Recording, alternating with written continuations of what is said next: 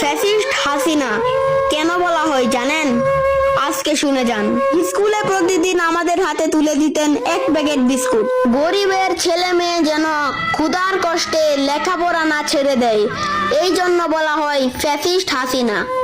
বই খাতা কেনার সামর্থ্য ছিল না, তাই উপবৃত্তির টাকা চালু করে দিলেন শেখ হাসিনা, এই জন্য বলা হয় ফ্যাসিস্ট হাসিনা।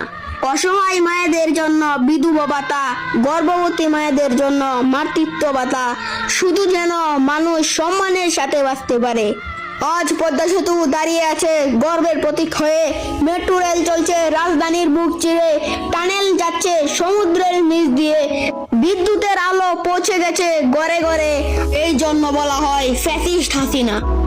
আর যারা একদিন পাকিস্তানের পক্ষে দাঁড়িয়েছিল, যারা আজও দেশের উন্নয়ন দেখে চোখে শুল বেঁধেছে, তাদের মুখেই শোভা পায় ফ্যাসিস্ট হাসিনা বলা।